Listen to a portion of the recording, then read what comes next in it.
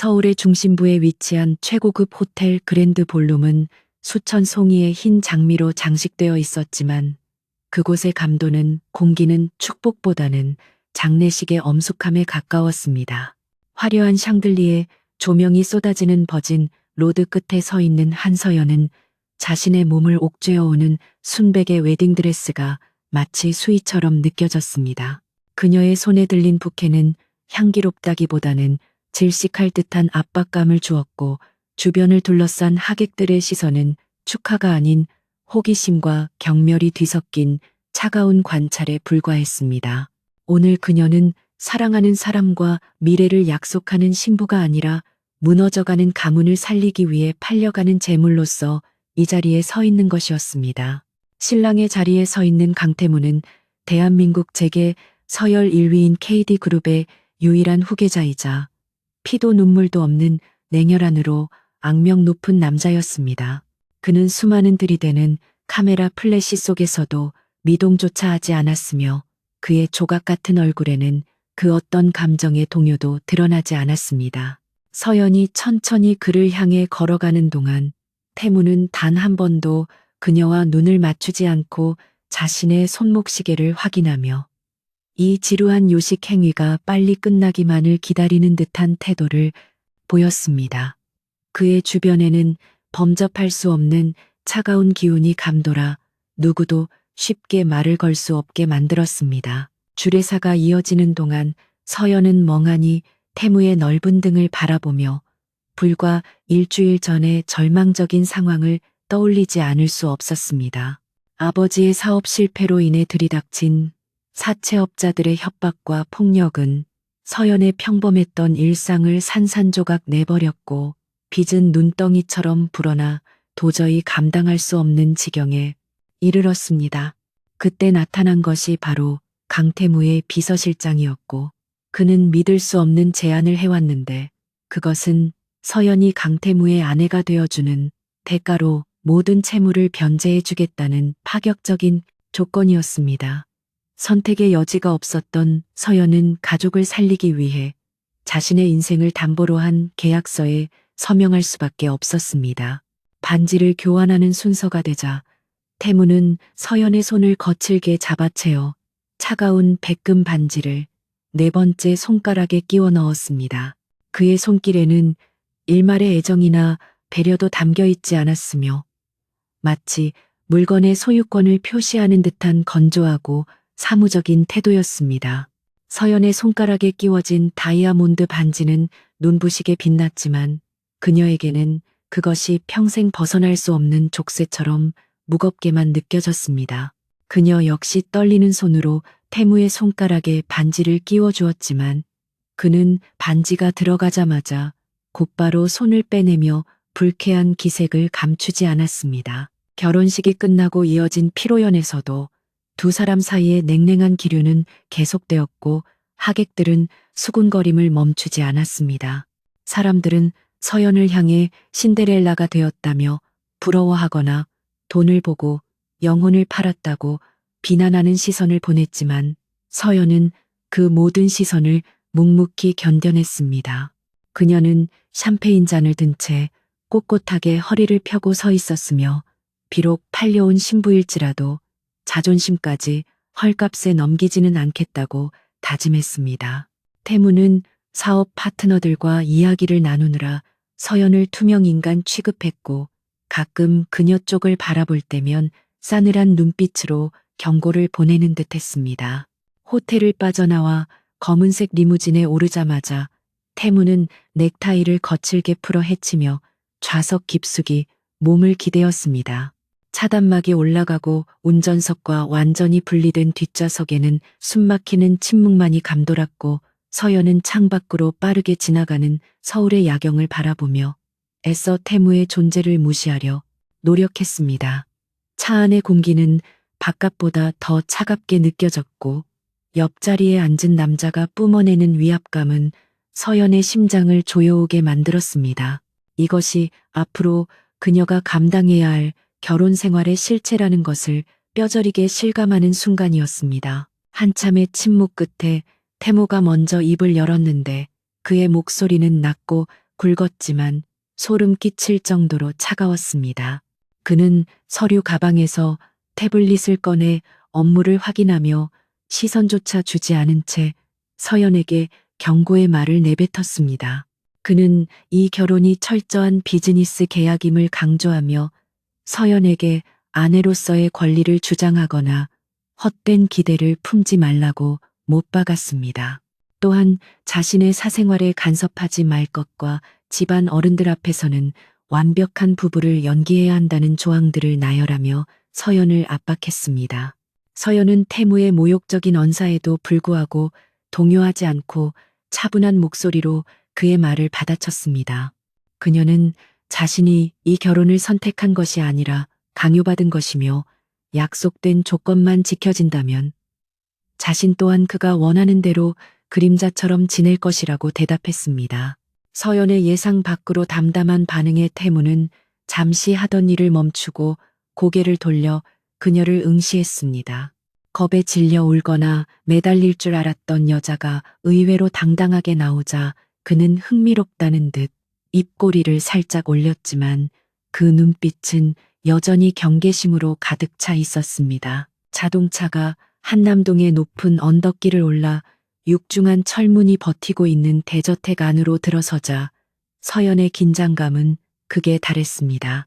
높은 담장으로 둘러싸인 태무의 저택은 마치 외부와 단절된 요새처럼 보였고 정원 곳곳에 배치된 경호원들은 이곳이 단순한 주거 공간이 아님을 짐작하게 했습니다. 차에서 내린 서연은 압도적인 크기의 현관문을 바라보며 이제 다시는 예전에 자유로웠던 삶으로 돌아갈 수 없다는 사실을 실감했습니다. 저 문을 통과하는 순간 그녀는 강태무의 소유물이자 새장 속의 새가 되어야만 했습니다. 현관에 들어서자 집사로 보이는 중년 여성과 사용인들이 일렬로 서서 그들을 맞이했지만 그들의 표정 역시 훈련된 기계처럼 무표정했습니다. 집안 내부는 온통 무채색 계열의 가구와 장식들로 꾸며져 있어 주인의 성격을 그대로 반영한 듯 차갑고 삭막한 분위기를 자아냈습니다. 따뜻한 온기라고는 찾아볼 수 없는 그 공간에서 서연은 이방인이 된 듯한 소외감을 느꼈습니다. 태무는 사용인들에게 짧은 눈짓만 보낸 뒤 서연에게는 눈길 한 번 주지 않고 곧바로 2층 계단을 향해 성큼성큼 걸어 올라갔습니다. 뒤따라오는 서연을 멈춰 세운 것은 2층 복도 끝에 위치한 거대한 문 앞이었는데 태무는 그곳이 오늘부터 두 사람이 지내야 할 공간이라고 설명했습니다. 그는 문을 열고 들어가며 서연에게 들어오라고 손짓했고 방 안으로 들어선 서연은 생각보다 훨씬 넓고 호화로운 침실의 모습에 잠시 압도되었습니다. 킹사이즈 침대가 중앙에 놓여 있었고 통유리창 너머로는 서울의 야경이 파노라마처럼 펼쳐져 있었지만 그 화려함이 오히려 서연에게는 더욱 비현실적으로 느껴졌습니다. 이곳은 신혼부부의 침실이라기보다는 성공한 사업가의 집무실에 침대만 가져다 놓은 듯한 느낌이었습니다. 태무는 재킷을 벗어 던지고 셔츠 소매를 걷어 올리며 와인바 쪽으로 걸어가 독한 위스키를 잔에 따랐습니다. 그는 한 모금에 술을 털어 넣은 뒤 서연에게 다가와 그녀의 턱을 거칠게 들어올리며 얼굴을 빤히 쳐다보았습니다. 가까이서 마주한 그의 눈동자는 칠흑처럼 어두웠고 그 안에는 알 수 없는 분노와 욕망이 뒤엉켜 이글거리고 있었습니다. 그는 서연에게 너의 아버지가 저지른 죄값을 치르기 위해 네가 이곳에 온 것을 잊지 말라고 속삭이며 그녀의 자존심을 다시 한번 짓밟았습니다. 서연은 태무의 손길을 뿌리치고 싶은 충동을 억누르며 그를 똑바로 응시했고 결코 물러서지 않겠다는 의지를 눈빛으로 보여주었습니다. 그녀는 비록 빚 때문에 팔려왔지만 인간으로서의 존엄성까지 포기한 것은 아니었기에 그의 부당한 대우에 굴복할 생각이 없었습니다. 태무는 서연의 반항적인 눈빛을 보며 코웃음을 쳤지만 내심 그녀의 강단 있는 모습에 기분이 묘해지는 것을 느꼈습니다. 지금까지 자신의 앞에서 돈이나 권력을 보고 아부하거나 공포에 질려 벌벌 떨던 사람들과는 확실히 다른 무언가가 그녀에게 있었습니다. 욕실에서 씻고 나오라는 태무의 명령에 서연은 도망치듯 욕실로 들어갔고 문을 잠그고 나서야 참았던 숨을 몰아쉴 수 있었습니다. 거울 속에 비친 자신의 모습은 화려한 신부 화장으로 덮여 있었지만 그 아래 감춰진 표정은 창백하고 지쳐 보였습니다. 그녀는 떨리는 손으로 목에 걸고 있던 낡은 은목걸이를 만지작거렸는데 그것은 돌아가신 어머니가 남겨주신 유품이자 그녀에게 용기를 주는 유일한 부적이었습니다. 서연은 차가운 물로 세수를 하며 마음을 다잡았고 어떤 일이 있어도 무너지지 않고 반드시 살아남아 빚을 다 갚고 자유를 되찾겠다고 다짐했습니다. 잠시 후 서연이 샤워 가운을 걸치고 욕실 밖으로 나왔을 때 태무는 소파에 앉아 서류를 검토하고 있었습니다. 젖은 머리카락에서 물방울이 떨어져 그녀의 쇄골을 타고 흘러내렸고 화장을 지운 민낯은 화려했을 때보다 훨씬 청초하고 순수한 느낌을 주었습니다. 태무는 서류에서 눈을 떼고 서연을 바라보았는데 순간 그의 눈동자가 미세하게 흔들렸습니다.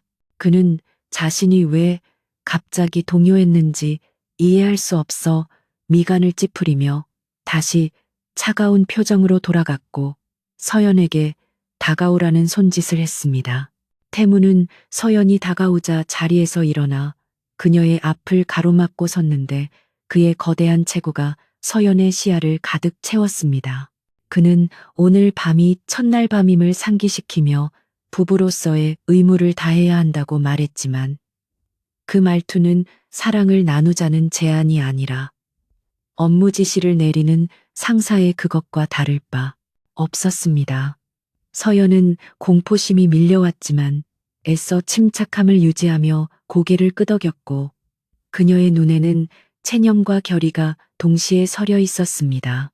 태무는 그런 서연의 태도가 마음에 들지 않는 듯 거칠게 그녀의 팔을 잡아당겼습니다. 두 사람의 거리가 좁혀지면서 팽팽한 긴장감이 감돌았고 방 안의 공기는 터질 듯 위태로웠습니다. 태무는 서연을 침대 쪽으로 밀치듯 눕혔고 서연은 반사적으로 몸을 웅크리며 방어적인 태세를 취했습니다. 태무는 그런 서연을 비웃으며 자신은 억지로 여자를 안는 취미는 없다고 말했지만 그의 행동은 여전히 위협적이었습니다. 그는 서연의 위로 올라타 그녀를 내려다보며 마치 사냥감을 앞에 둔 맹수처럼 탐색하는 눈빛을 보냈습니다. 서연은 눈을 질끈 감았고 심장은 터질 듯이 요동쳤습니다. 바로 그 순간 서연이 가운 속에 숨기고 있던 낡은 은목걸이가 흘러나와 조명 빛을 받아 반짝였습니다. 태무의 시선이 우연히 그 목걸이에 머물렀고 순간 그의 표정이 경악으로 물들며 동작을 멈췄습니다. 그는 믿을 수 없다는 듯 눈을 크게 뜨고 떨리는 손으로 목걸이를 집어들었고 서연은 갑작스러운 그의 반응에 놀라 눈을 떴습니다. 태무의 입술이 파르르 떨리며 무언가 말하려 했지만 목소리가 나오지 않는 듯 했습니다. 15년 전 화재 현장에서 자신을 구해주고 사라진 소녀가 남기고 간 것과 똑같은 모양의 목걸이가 지금 자신의 아내가 된 여자의 목에 걸려 있었던 것입니다. 태무의 손이 미세하게 떨리고 있었는데 이는 천하의 강태무에게서는 상상조차 할 수 없는 모습이었습니다. 그는 서연의 하얀 목에 걸린 투박한 은목걸이에서 시선을 떼지 못했고 마치 유령이라도 본 사람처럼 안색이 하얗게 질려 있었습니다. 방금 전까지 서연을 위협하던 맹수 같은 기세는 온데간데 없이 사라졌고 그의 눈동자에는 혼란과 경악 그리고 깊은 슬픔이 뒤섞여 소용돌이치고 있었습니다. 서연은 갑작스러운 태무의 변화에 당황하여 숨조차 제대로 쉬지 못한 채 그저 그가 하는 양을 지켜볼 수밖에 없었는데 그의 거친 손가락이 조심스럽게 목걸이의 펜던트를 어루만지는 것이 느껴졌습니다. 그 목걸이는 날개 모양이 반쯤 부러진 독특한 디자인의 낡은 은장식이었는데 그것은 시중에서 흔히 볼 수 있는 물건이 아니었습니다. 태무의 기억 속에서 그 목걸이는 15년 전 화염에 휩싸인 별장 창고에서 자신을 구해주었던 어린 소녀의 것이 분명했습니다. 매캐한 연기와 뜨거운 불길 속에서 의식을 잃어가던 어린 태무의 손을 잡아 끌며 살 수 있다고 외치던 그 작은 소녀가 자신의 목에 걸어주었던 부적이 바로 이것이었습니다. 태무는 믿을 수 없다는 표정으로 서연의 눈을 똑바로 바라보며 갈라진 목소리로 이 목걸이가 원래부터 당신의 것이었냐고 물었습니다. 서연은 태무의 질문에 담긴 절박함을 감지했지만 영문을 알 수 없어 경계심을 풀지 않았습니다. 그녀는 혹시나 그가 일사구려 목걸이가 자신의 품위에 맞지 않는다고 생각하여 뺏으려는 것은 아닌지 걱정하며 목걸이를 손으로 감싸 쥐었습니다. 서연은 떨리는 목소리로 이것은 돌아가신 어머니가 주신 유일한 유품이며 어릴 때부터 한 번도 몸에서 떼어놓은 적이 없는 자신의 분신과도 같은 물건이라고 대답했습니다. 그녀의 대답을 들은 태무의 동공이 거칠게 확장되었고 그는 비틀거리며 서연에게서 한 걸음 뒤로 물러났습니다. 태무의 머릿속에서는 과거의 기억과 현재의 상황이 퍼즐 조각처럼 맞춰지며 엄청난 충격이 몰려왔습니다. 자신이 그토록 찾아 헤매던 생명의 은인이 바로 눈앞에 있는 이 여자였으며 심지어 자신은 그녀를 돈으로 사온 것도 모자라 온갖 모욕을 주며 짓밟았다는 사실이 그를 견딜 수 없게 만들었습니다. 15년 동안 가슴 한구석에 부채감으로 남아있던 소녀가 빚쟁이들에게 시달리다 결국 자신에게 팔려왔다는 현실은 잔혹한 운명의 장난 같았습니다. 그는 죄책감과 당혹감에 휩싸여 거친 숨을 몰아쉬며 머리를 감싸 쥐었습니다. 서연은 태무가 고통스러워하는 모습을 보며 침대 구석으로 몸을 피하고 옷매무새를 다듬었습니다. 방금 전까지 자신을 잡아먹을 듯 굴던 남자가 갑자기 발작이라도 일으킨 듯 괴로워하는 모습은 공포스러우면서도 한편으로는 측은한 마음이 들게 했습니다. 그녀는 조심스럽게 태무에게 괜찮냐고 물었지만 그는 대답 대신 손을 들어 그녀의 접근을 막았습니다. 태무는 지금 당장 서연을 마주볼 자신이 없었고 자신의 추악한 행동들이 주마등처럼 스쳐 지나가며 역겨움마저 느껴졌기 때문이었습니다. 태무는 비틀거리는 걸음으로 와인바 쪽으로 걸어가 병째로 위스키를 들이켰지만 타오르는 속을 진정시키기에는 역부족이었습니다. 그는 창가로 다가가 커튼을 거칠게 젖히고 밖을 내다보며 혼란스러운 마음을 정리하려 애썼습니다. 만약 그녀가 정말 그 소녀라면 자신은 평생 갚아도 모자랄 은인에게 씻을 수 없는 상처를 준 셈이었습니다. 그는 확실한 확인이 필요하다고 생각했고 떨리는 손으로 휴대폰을 꺼내 비서실장에게 전화를 걸었습니다. 새벽 시간이었지만 그의 목소리는 그 어느 때보다 날카롭고 시급했습니다. 전화를 받은 비서실장은 갑작스러운 호출에 당황했지만 태무는 아랑곳하지 않고 한서연의 과거에 대해 아주 사소한 것 하나까지 다시 조사하라고 지시했습니다. 특히 15년 전 강원도 별장 화재 사건 당시 그녀의 행적과 거주지를 정확하게 파악하여 당장 보고하라고 소리쳤습니다. 태무는 전화를 끊고 나서도 진정이 되지 않아 거실을 서성거렸는데 그의 시선은 자꾸만 침대 위에 웅크리고 있는 서연에게로 향했습니다. 이제 그녀는 빚 갚는 도구가 아니라 자신이 지켜야 했던 그러나 지키지 못했던 소중한 존재로 보이기 시작했습니다. 서연은 태무의 통화 내용을 듣고 의아함을 느꼈지만 그가 왜 갑자기 자신의 과거를 캐묻는지 알 수 없어 불안에 떨었습니다. 혹시 빚과 관련하여 또 다른 트집을 잡아 괴롭히려는 것은 아닌지 걱정이 앞섰습니다. 하지만 전화를 끊고 다가온 태무의 눈빛은 이전과는 확연히 달라져 있었습니다. 차갑고 경멸에 찼던 눈빛은 사라지고 그 자리에는 알 수 없는 온기와 슬픔, 그리고 깊은 후회가 자리 잡고 있었습니다. 태무는 침대 곁으로 다가와 무릎을 굽히고 서연과 눈높이를 맞추었습니다. 그는 조심스럽게 손을 뻗어 서연의 흐트러진 머리카락을 귀 뒤로 넘겨주었는데 그 손길은 놀라울 정도로 부드러웠습니다. 태무는 서연에게 오늘은 피곤할 테니 그만 쉬라고 말하며 자신은 서재에서 자겠다고 했습니다. 서연은 그의 갑작스러운 태도 변화에 멍하니 그를 바라보았고 태무는 씁쓸한 미소를 지으며 이불을 그녀의 어깨까지 덮어주었습니다.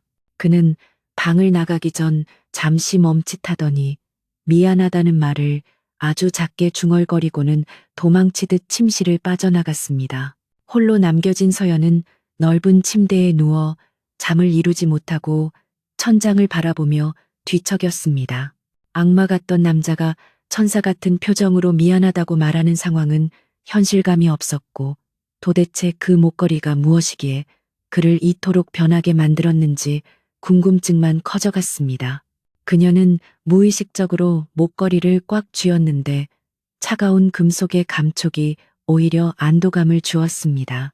밤은 깊어갔고 서연은 긴장과 피로 속에서 서서히 잠이 들었지만 꿈속에서도 태무의 슬픈 눈동자가 자꾸만 나타났습니다. 한편 서재로 내려온 태무는 소파에 깊숙이 파묻혀 뜬 눈으로 밤을 지새우며 비서실장의 보고를 기다렸습니다. 그는 탁자 위에 놓인 서연의 신상 명세서를 다시 한번 꼼꼼히 읽어 내려갔는데 전에는 보지 못했던 세부 사항들이 눈에 들어오기 시작했습니다. 그녀가 다녔던 초등학교가 바로 화재가 났던 별장 근처였으며 당시 그녀의 아버지가 별장 관리인으로 일했다는 사실이 기록되어 있었습니다. 모든 정황이 그녀가 자신의 은인임을 가리키고 있었고 태무의 가슴은 터질 듯한 죄책감으로 짓눌렸습니다. 새벽녘이 되어서야 비서실장으로부터 조사 결과가 도착했는데 내용은 태무의 예상을 한치도 벗어나지 않았습니다. 한서연은 당시 화재 현장에서 소년 하나를 구하고 자신은 다리에 화상을 입어 오랫동안 병원 치료를 받았다는 기록이 확인되었습니다. 태무는 보고서를 쥔 손에 힘을 주어 종이가 구겨질 정도로 주먹을 꽉 쥐었습니다. 그녀의 다리에 남은 흉터가 바로 자신을 구하려다 생긴 영광의 상처라는 것을 깨달은 순간 그는 자신을 용서할 수 없었습니다. 태무는 창밖으로 밝아오는 아침 햇살을 바라보며 굳은 결심을 했는데 그것은 이제부터 자신의 방식대로 그녀를 속죄하고 사랑하겠다는 다짐이었습니다. 그는 지난밤 자신이 저지른 무례와 지난 며칠간 그녀에게 가했던 정신적 폭력을 뼈저리게 후회했습니다. 이제 그녀는 단순한 아내가 아니라 그가 평생을 바쳐 갚아야 할 빚을 진 채권자이자 목숨보다 소중히 여겨야 할 여인이 되었습니다. 태무는 당장 오늘부터 그녀를 대하는 모든 것을 바꾸기로 마음먹었습니다. 아침이 되어 서연이 눈을 떴을 때 방 안에는 맛있는 음식 냄새가 은은하게 풍기고 있었습니다. 그녀가 조심스럽게 몸을 일으키자 침대 옆 협탁에는 정갈하게 차려진 아침 식사와 함께 작은 메모가 놓여 있었습니다. 메모에는 필요한 것이 있으면 무엇이든 말하고 오늘은 푹 쉬라는 간결한 문장이 적혀 있었지만 글씨체에서는 왠지 모를 따뜻함이 느껴졌습니다. 서연은 방문을 열고 들어오는 메이드들의 태도 또한 어제와는 확연히 달라진 것을 느꼈는데 그들은 서연을 극진히 모시며 마치 여왕처럼 대우했습니다. 태무는 아침 일찍 회사로 출근하여 긴급 임원 회의를 소집하고 서연의 본가에 대한 빚 처리를 최우선으로 해결하라고 지시했습니다. 그는 법무팀을 동원하여 서연의 아버지를 괴롭히던 불법 사채업자들을 모조리 고소하고 원금은 자신이 대신 변제하되 그들이 다시는 서연의 가족에게 접근하지 못하도록 강력한 조치를 취했습니다. 또한 그는 비서에게 지시하여 백화점의 명품관을 통째로 빌려 서연에게 어울릴 만한 옷과 보석들을 저택으로 보내도록 했습니다. 이것은 단순한 물질적 보상이 아니라 그녀에게 바치는 그의 첫 번째 사죄였습니다. 오후가 되어 저택으로 배달된 수많은 선물 상자들을 보며 서연은 어안이 벙벙하여 입을 다물 수 없었습니다. 거실을 가득 채운 옷과 가방들은 평생 구경도 못 해본 고가품들이었지만 서연은 기쁨보다는 부담감을 느꼈습니다.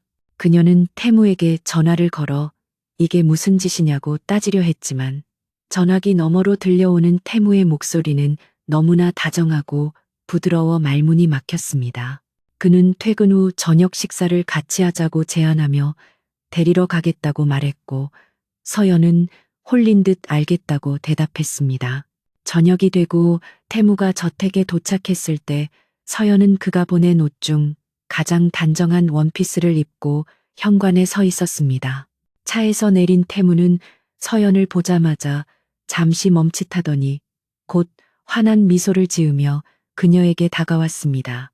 그 미소는 서연이 처음 보는 그의 진심 어린 표정이었고 마치 오랫동안 헤어졌던 연인을 다시 만난 듯한 애틋함이 담겨 있었습니다. 태무는 자연스럽게 서연의 손을 잡고 에스코트하며 차문을 열어주었고 서연은 얼떨결에 그의 손길에 이끌려 차에 올랐습니다.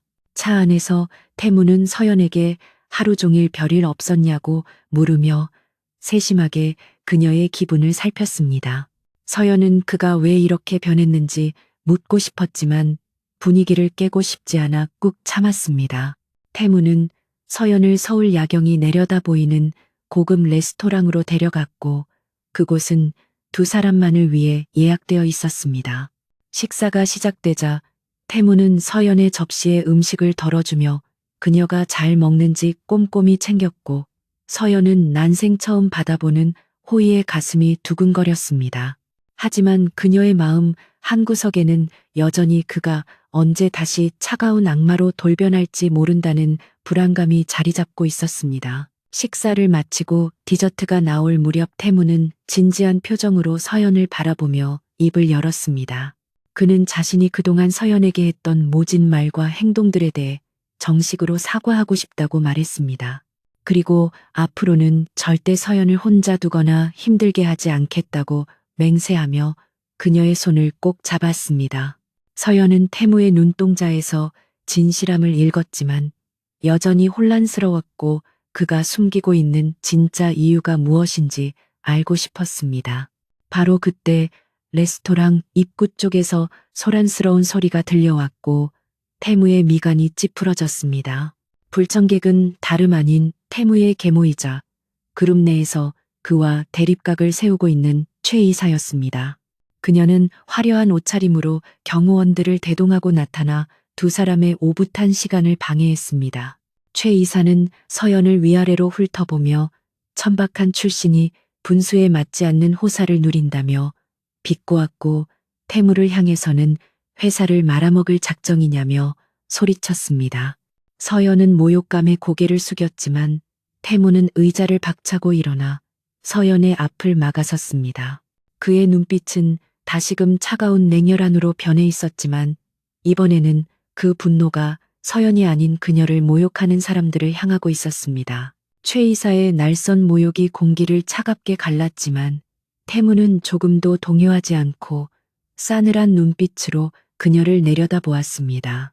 그는 천천히 하지만 명확한 어조로 서연이 이제 자신의 아내이자 이 그룹의 안주인임을 선언하며 그 누구도 그녀를 함부로 대할 수 없다고 경고했습니다. 태무의 몸에서 뿜어져 나오는 위압적인 살기는 최 이사마저 뒷걸음질 치게 만들 만큼 강렬했고 주변의 공기마저 얼어붙게 만들었습니다.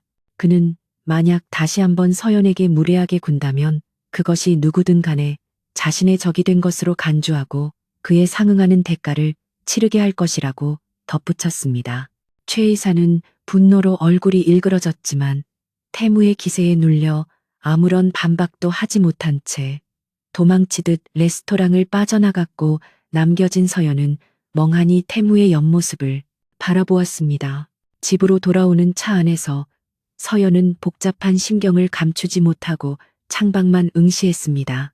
태무가 보여준 행동은 분명 자신을 보호하기 위한 것이었지만 그 이면에 깔린 의도를 알 수 없어 혼란스러웠습니다. 그녀는 용기를 내어 태무에게 왜 자신을 감싸주었냐고 물었지만 태무는 그저 담담한 표정으로 당신은 내 사람이니 지키는 것이 당연하다고 대답할 뿐이었습니다. 그의 목소리에는 이전의 날카로움 대신 묵직한 진심이 담겨 있었지만 서연은 여전히 그가 낯설게만 느껴졌습니다. 태무는 그런 서연의 손등을 조심스럽게 덮으며 앞으로는 그 누구도 당신을 상처 입히지 못하게 할 것이라고 약속했는데 그 손길은 놀라울 정도로 따뜻하고 안정적이었습니다. 다음 날 아침 서연은 비서실로부터 뜻밖의 소식을 전해 듣고 경악을 금치 못했습니다. 그녀의 아버지를 괴롭히던 악질 사채업자들이 모두 구속되었으며 그들이 가지고 있던 차용증은 전량 회수되어 소각되었다는 것이었습니다. 심지어 태무는 그녀의 아버지를 국내 최고의 의료진이 있는 대학병원 VIP 병동으로 옮기고 모든 치료비를 자신이 부담하도록 조치해 두었습니다. 서연은 떨리는 손으로 전화기를 붙잡고 눈물을 흘렸는데 그것은 안도감과 함께 태무에 대한 고마움이 밀려왔기 때문이었습니다. 지옥 같던 빚의 굴레에서 벗어나게 해준 사람이 다름 아닌 자신이 그토록 경계했던 남편이라는 사실은 그녀의 마음속 벽을 조금씩 허물어뜨리고 있었습니다. 태무는 회사 집무실에 앉아 서연의 의료 기록을 다시 한번 꼼꼼히 살피고 있었는데 그의 표정은 고통으로 일그러져 있었습니다. 기록지에는 15년 전 화재 사고로 인해 서연의 왼쪽 종아리에 심각한 화상 흉터가 남아있다는 사실이 적시되어 있었고 이는 그녀가 자신을 구하려다 입은 영광의 상처였습니다. 태무는 눈을 감고 당시의 상황을 회상하며 뜨거운 불길 속에서 자신을 업고 뛰던 소녀의 거친 숨소리를 떠올렸습니다.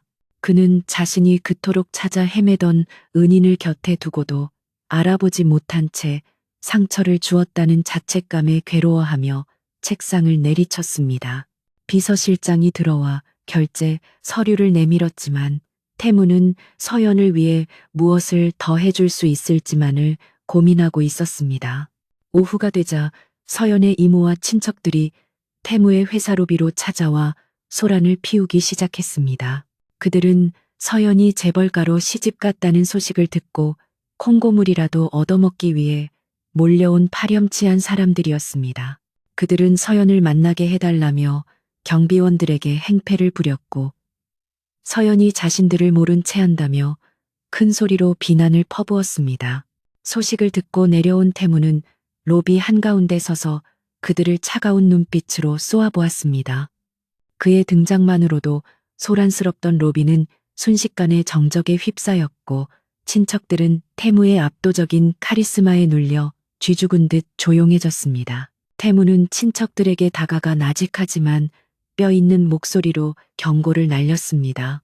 그는 서연이 가족 때문에 겪었던 고통을 낱낱이 알고 있으며 과거에 그들이 서연의 부모님이 남긴 유산을 가로채고 어린 서연을 구박했던 사실까지 모두 파악하고 있다고 말했습니다.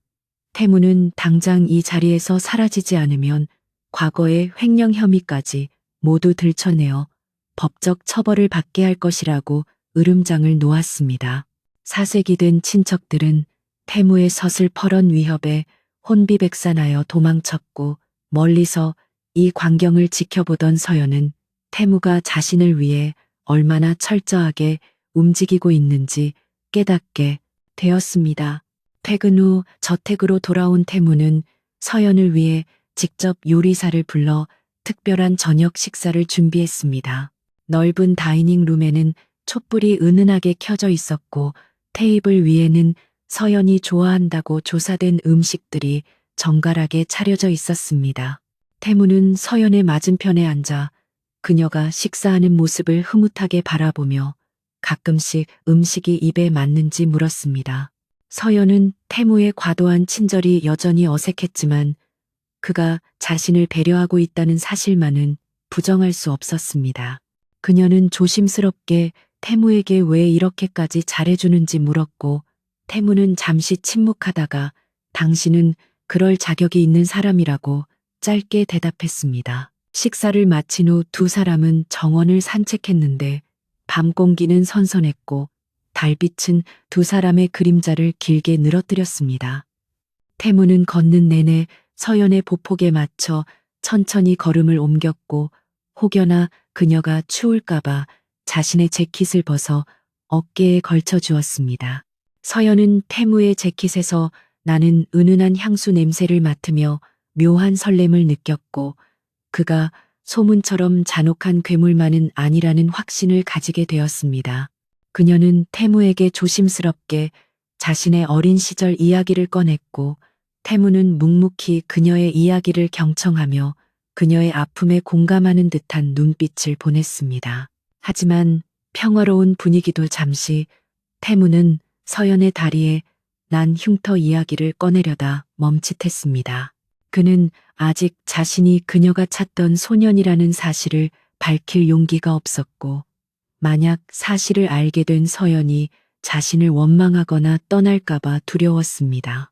그는 화제를 돌려 회사 일에 대해 이야기하며 서연에게 혹시 일해볼 생각이 없는지 넌지시 물었습니다. 집에만 있는 것이 답답할 테니 자신의 비서실이나 기획팀에서 능력을 발휘해보는 것이 어떻겠냐는 제안이었습니다. 이는 서연을 사회적으로 성장시키려는 의도도 있었지만 무엇보다 그녀를 자신의 시야 안에 두고 안전하게 지키고 싶은 마음이 컸기 때문이었습니다. 서연은 태무의 제안에 눈을 반짝이며 관심을 보였는데 그녀는 원래 경영학을 전공했고 능력을 인정받던 인재였기에 다시 일할 기회가 주어진다는 사실에 가슴이 벅차올랐습니다. 그녀는 태무에게 정말 자신이 회사에 나가도 되는지 재차 확인했고 태무는 당신의 능력이라면 충분히 환영받을 것이라고 격려했습니다. 서연은 태무의 지지 덕분에 잃어버렸던 자신감을 조금씩 되찾기 시작했고 그를 향한 마음의 문도 조금 더 열리게 되었습니다. 두 사람은 산책을 마치고 집으로 들어오며 처음으로 서로를 향해 편안한 미소를 지어 보였습니다. 그날 밤 태무는 서재가 아닌 침실로 들어와 서연의 옆에 누웠는데 두 사람 사이에는 여전히 어색한 공기가 흘렀지만 이전과 같은 적대감은 사라진 상태였습니다. 태무는 잠든 척하고 있는 서연의 등을 바라보며 속으로 수없이 미안하다는 말을 되뇌었습니다. 그는 그녀가 잠든 것을 확인한 후에야 조심스럽게 손을 뻗어 그녀의 머리카락을 쓰다듬었고 깊은 한숨을 내쉬었습니다. 서연 역시 잠들지 않고 깨어 있었기에 태무의 조심스러운 손길과 떨리는 숨소리를 모두 느낄 수 있었고 그의 진심이 무엇인지 더욱 궁금해졌습니다. 새벽녘 태무는 악몽에 시달리며 신음소리를 냈는데 꿈속에서 그는 다시 15년 전에 화재 현장에 갇혀 있었습니다. 뜨거운 불길이 온몸을 휘감고 숨을 쉴 수 없는 고통 속에서 그는 절박하게 누군가의 이름을 부르고 있었습니다. 옆에서 자고 있던 서연은 태무의 신음소리에 놀라 잠에서 깼고 식은땀을 흘리며 괴로워하는 그를 흔들어 깨웠습니다.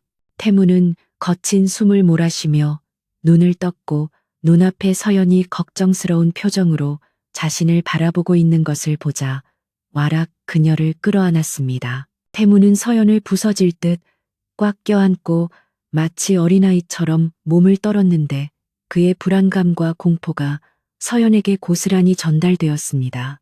그는 서연의 어깨에 얼굴을 묻고 제발 떠나지 말라고 애원하듯 속삭였고 서연은 당황했지만 거부하지 않고 그의 등을 토닥여 주었습니다. 천하의 강태무가 이토록 약한 모습을 보인다는 사실이 충격적이었지만 동시에 그가 안고 있는 상처가 얼마나 깊은지를 짐작하게 했습니다. 서연은 그의 품 안에서 묘한 모성애와 연민을 느꼈고 이 남자를 위로해주고 싶다는 생각이 들었습니다. 다음 날 아침 태무는 지난밤의 추태가 민망했는지 평소보다 조금 더 굳은 표정으로 넥타이를 매고 있었습니다.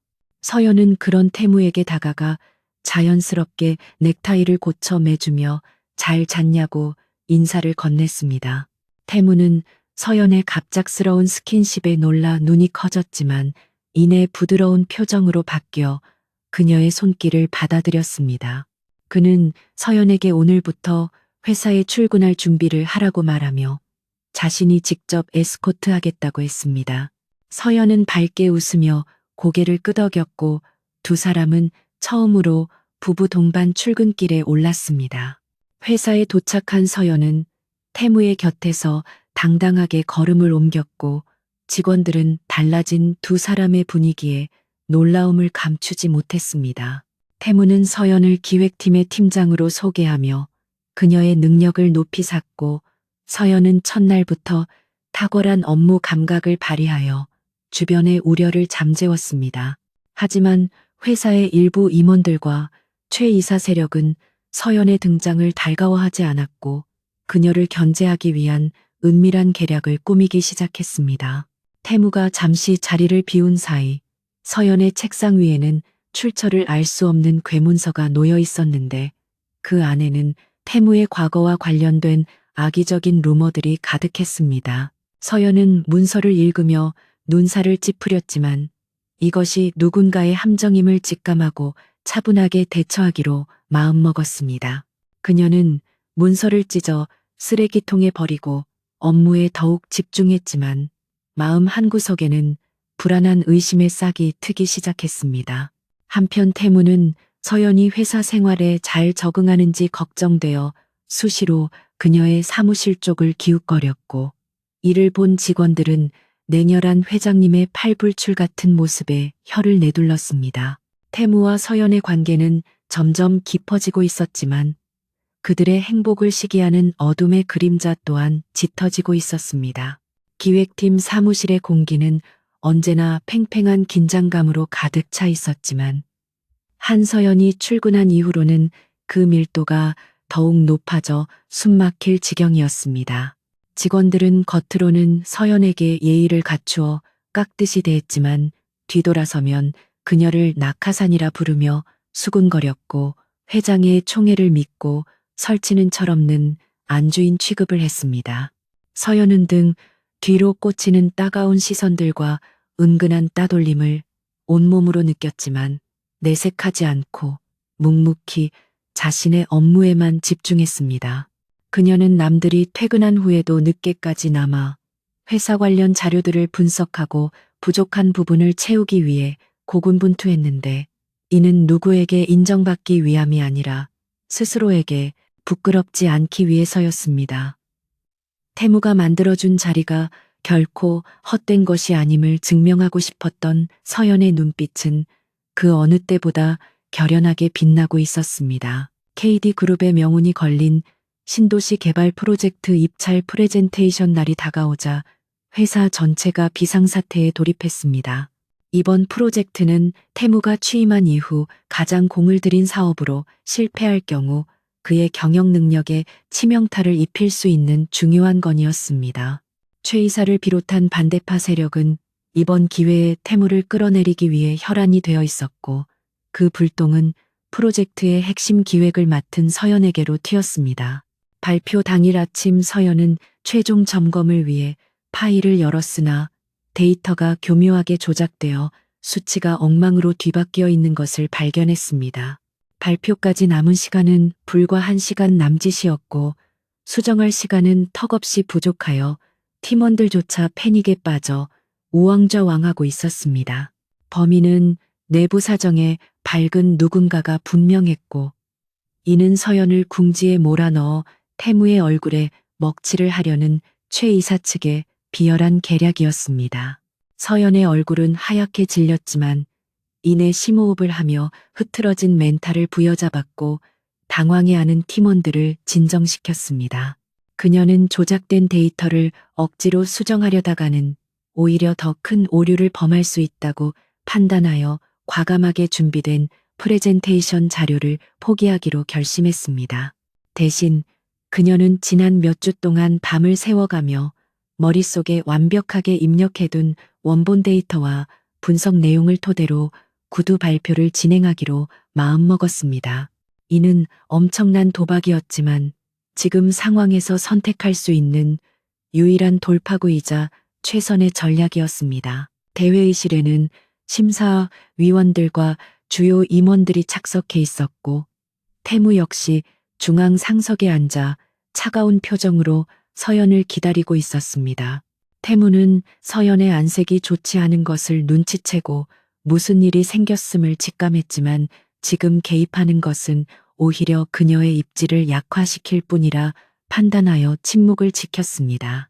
서연이 단상에 오르자 빔 프로젝터 화면이 켜지지 않은 상태에서 그녀가 마이크를 잡았고 장내에는 의아함이 감돌며 웅성거리는 소리가 퍼져나갔습니다. 최 이사는 회심의 미소를 지으며 서연이 망신을 당할 순간만을 즐겁게 기다리고 있었지만 서연의 눈빛은 조금도 흔들리지 않고 정면을 응시하고 있었습니다. 서연은 차분하고 힘있는 목소리로 화면 자료 없이 발표를 시작했는데 그녀의 입에서 나오는 수치와 논리는 한치의 오차도 없이 정확했습니다. 그녀는 복잡한 개발 계획과 예상 수익률, 그리고 잠재적 리스크에 대한 분석을 마치 눈앞에 표를 그려놓은 듯 상세하게 설명해 나갔습니다. 처음에는 의구심을 품었던 심사위원들도 점차 그녀의 발표에 몰입하게 되었고 서류에 의존하지 않고 청중과 눈을 맞추며 설득하는 그녀의 진정성에 매료되었습니다. 서연은 위기를 기회로 바꾸어 자신의 전문성과 준비성을 완벽하게 증명해 보였고 이는 단순한 암기력이 아니라 프로젝트에 대한 깊은 이해가 없으면 불가능한 일이었습니다. 발표가 절정에 달했을 때 서연은 경쟁사들이 간과했던 환경 문제에 대한 혁신적인 해결책을 제시하며 좌중을 압도했습니다. 그녀의 제안은 단순히 이익만을 추구하는 것이 아니라 지역사회와의 상생을 고려한 지속 가능한 모델이었기에 심사위원들의 고개를 끄덕이게 만들었습니다. 태무는 그런 서연을 바라보며 가슴 벅찬 자부심을 느꼈고 그녀가 단순히 자신의 보호가 필요한 연약한 존재가 아님을 다시 한번 깨달았습니다. 그녀는 거친 파도 속에서도 스스로 중심을 잡고 항해할 줄 아는 강인한 선장이었으며 자신의 옆자리에 설 자격이 충분한 파트너였습니다. 태무의 입가에는 감출 수 없는 미소가 번졌고 그의 시선은 서연에게서 떨어질 줄을 몰랐습니다. 발표가 끝나자 잠시 정적이 흐르더니 이내 우레와 같은 박수갈채가 쏟아져 나왔고 심지어 까다롭기로 유명한 외부 심사위원장까지 자리에서 일어나 박수를 보냈습니다. 최 이사의 얼굴은 흑빛으로 변해 부들부들 떨고 있었고 그녀의 사주를 받아 데이터를 조작했던 직원은 고개를 들지 못하고 식은땀만 흘리고 있었습니다. 서연은 그제야 긴장이 풀려 다리가 후들거렸지만 단상 아래로 내려올 때까지 품위를 잃지 않았습니다. 태무는 자리에서 일어나 서연에게 다가와 모두가 보는 앞에서 그녀의 어깨를 감싸 안으며 수고했다는 말과 함께 따뜻한 눈빛을 보냈습니다. 이 장면은 그동안 떠돌던 불화설과 자격 논란을 한 번에 잠재우는 결정적인 순간이었습니다. 회의가 끝난 후 서연은 데이터를 조작한 직원을 조용히 자신의 사무실로 호출했는데 그 직원은 들어오자마자 무릎을 꿇고 살려달라고 빌었습니다. 서연은 차가운 표정으로 그를 내려다보며 해고하고 법적 책임을 물을 수도 있지만 이번 한 번만 기회를 주겠다고 말했습니다. 대신 그녀는 누가 이런 짓을 시켰는지에 대한 증거와 진술서를 요구했고 앞으로는 최 이사가 아닌 자신에게 충성할 것을 조건으로 내걸었습니다. 이는 적을 제거하는 것보다 자신의 편으로 만들어 이용하는 것이 더 현명하다는 판단에서 나온 전략적인 선택이었습니다. 직원은 눈물을 흘리며 충성을 맹세했고 서연은 그를 통해 최 이사의 약점을 잡을 수 있는 발판을 마련했습니다. 퇴근길 차 안에서 태무는 서연의 손을 잡고 놓아주지 않았는데 그의 손바닥에서 전해지는 온기가 하루 종일 긴장했던 서연의 몸과 마음을 녹여주었습니다. 태무는 아까 발표는 정말 완벽했다고 칭찬하며 당신이 내 아내라는 사실이 이렇게 자랑스러울 수 없다고 고백했습니다. 서연은 태무의 칭찬에 얼굴을 붉히며 당신에게 누가 되고 싶지 않았을 뿐이라고 겸손하게 대답했습니다. 태무는 서연을 그윽하게 바라보며 당신은 이미 나에게 과분한 사람이며 오늘 보여준 모습은 그 어떤 보석보다 빛났다고 말해 주었습니다. 두 사람 사이에는 존경과 신뢰를 바탕으로 한 묘한 기류가 흘렀고 이는 단순한 호감을 넘어선 깊은 애정으로 발전하고 있었습니다. 저녁 식사 후 서재에서 태무와 서연은 와인 한 잔을 기울이며 앞으로의 계획에 대해 이야기를 나누었습니다. 태무는 최 이사가 이번 실패로 인해 더욱 악랄한 방법으로 공격해 올 것이라고 경고하며 서연에게 각별한 주의를 당부했습니다. 서연은 걱정 말라며 자신도 이제 가만히 당하고만 있지는 않을 것이라고 당차게 대답했습니다.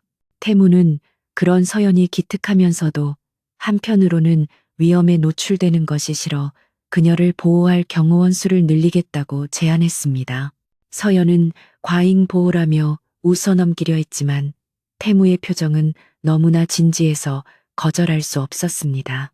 그는 그녀를 잃는 것은 상상조차 할 수 없는 끔찍한 일이라며 그녀의 손등에 키스했습니다. 그날 밤 서연은 침대에 누워 태무와의 대화를 곱씹으며 잠을 청했지만 쉽게 잠들 수 없었습니다. 태무가 보여주는 무한한 애정과 신뢰가 행복하면서도 한편으로는 이 모든 것이 15년 전의 인연 때문이라는 사실이 마음에 걸렸습니다.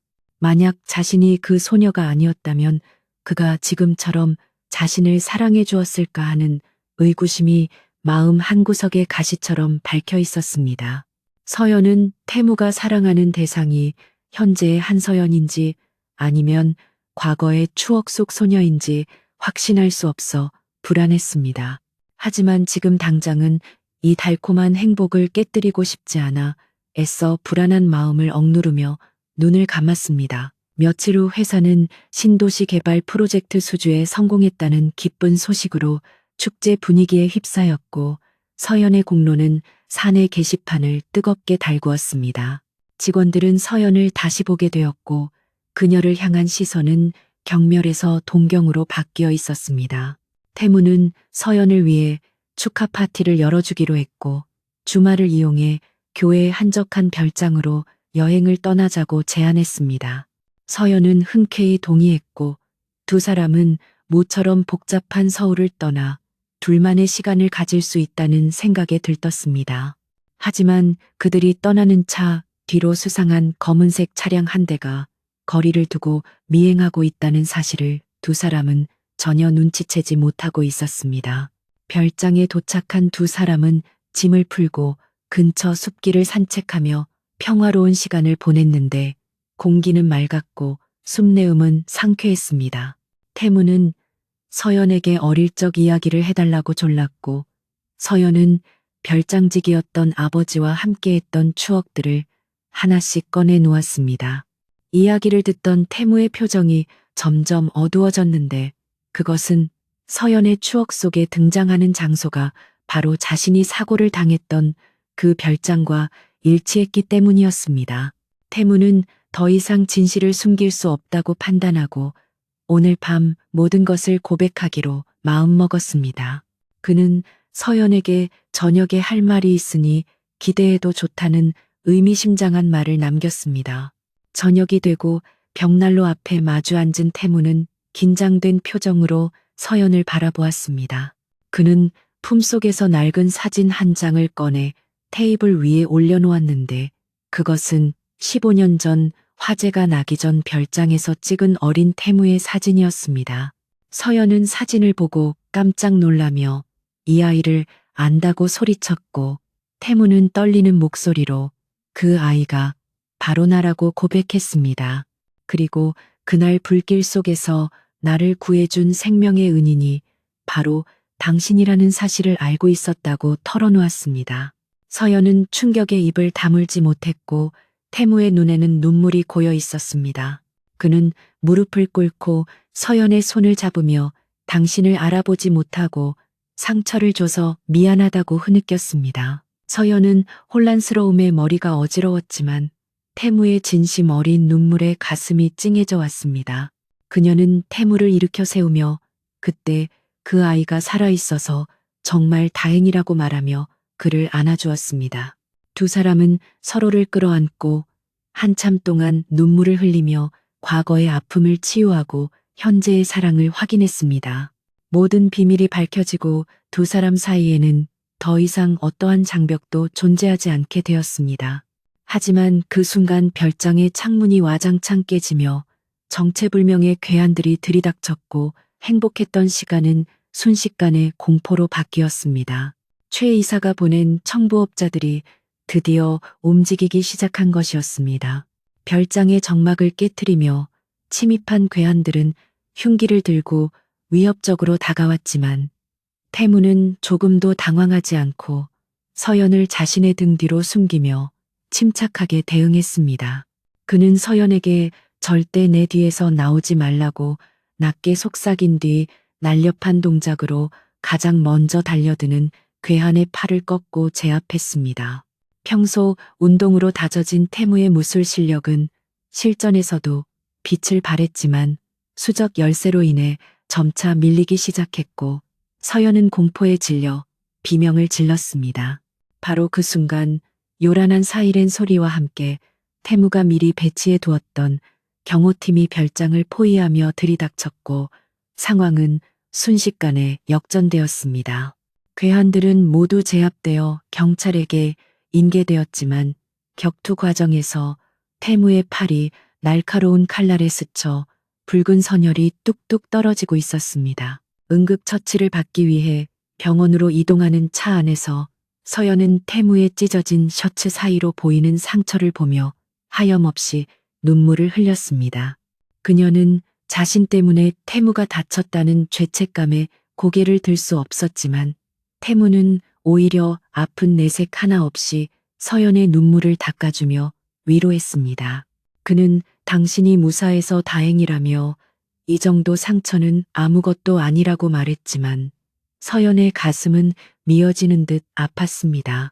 태무는 이번 사건의 배후에 최 이사가 있음을 확신하고 분노로 주먹을 꽉 쥐었지만 서연 앞에서는 애써 평정심을 유지하려 노력했습니다. 그는 이제 더 이상 방어만 하지 않고 그들의 숨통을 끊어놓을 결정적인 반격을 준비해야겠다고 다짐했습니다. 서울로 돌아온 후 태무는 서연의 안전을 위해 저택의 경비를 대폭 강화하고 그녀의 일거수일투족을 경호원들이 밀착 마크하도록 조치했습니다. 서연은 감옥 같은 생활이 답답했지만 태무의 걱정을 알기에 묵묵히 따랐고 두 사람의 관계는 위기를 겪으며 더욱 애틋해졌습니다. 하지만 최 이사 진영에서는 물리적인 공격이 실패로 돌아가자 더욱 교활하고 악랄한 심리전을 계획하고 있었습니다.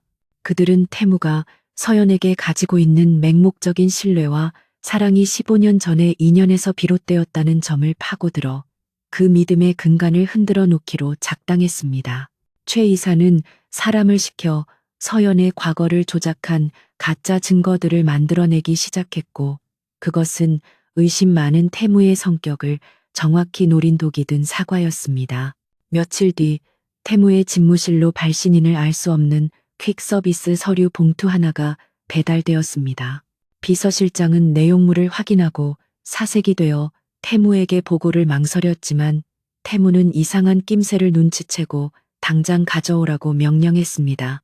봉투 안에는 낡은 녹음기 하나와 서연의 필체로 조작된 일기장 사본, 그리고 서연이 사채업자들과 모의하는 듯한 사진들이 들어있었습니다. 태무는 떨리는 손으로 녹음기를 재생했는데 그 안에서는 서연의 목소리와 똑같은 음성이 흘러나와 충격적인 내용을 말하고 있었습니다. 녹음된 목소리는 강태무가 그 목걸이의 주인을 찾고 있다는 사실을 미리 알고 있었으며 빚을 갚기 위해 의도적으로 접근했다는 내용을 비웃듯이 떠들고 있었습니다. 태무는 믿을 수 없는 내용에 머리를 감싸 쥐며 괴로워했지만 조작된 증거들은 너무나 정교해서 마치 사실인 것처럼 보였습니다. 일기장에는 서연이 결혼 전부터 태무의 일정을 파악하고 우연을 가장한 만남을 계획했던 내용들이 상세하게 적혀 있었고 날짜까지 교묘하게 맞춰져 있었습니다. 태무의 이성은 이것이 함정일 수 있다고 경고했지만 그의 마음속 깊은 곳에 자리 잡고 있던 인간에 대한 불신과 트라우마가 꿈틀거기 시작했습니다. 어린 시절부터 돈과 권력을 보고 접근했던 수많은 사람들에게 배신당했던 기억이 되살아나며 서연 또한 그들과 다르지 않을 것이라는 의심의 씨앗이 급속도로 자라났습니다. 그는 비서실장에게 서연의 통화 기록과 계좌 내역을 다시 조사하라고 고함을 쳤고 그의 눈동자는 배신감으로 붉게 충혈되었습니다. 그날 밤 술에 잔뜩 취해 비틀거리며 귀가한 태무는 평소와 달리 살기등등한 표정으로 서연을 찾았습니다. 서연은 태무를 걱정하며 현관으로 마중을 나갔지만 돌아온 것은 태무의 차가운 눈빛과 비수 같은 말들이었습니다. 태무는 서류 봉투를 서연의 얼굴에 집어던지며 이 모든 것이 사실이냐고 윽박질렀고 서연은 영문을 몰라 바닥에 흩어진 서류들을 주워 들었습니다.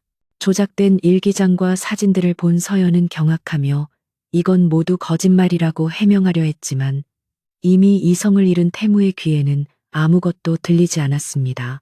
그는 서연의 어깨를 거칠게 잡고 흔들며 15년 전의 인연조차 돈을 위해 이용한 거냐고 소리쳤습니다. 서연은 억울함에 눈물을 흘리며 절대 그런 적 없다고 호소했지만 태무는 차가운 비소를 날리며 그녀의 말을 묵살했습니다.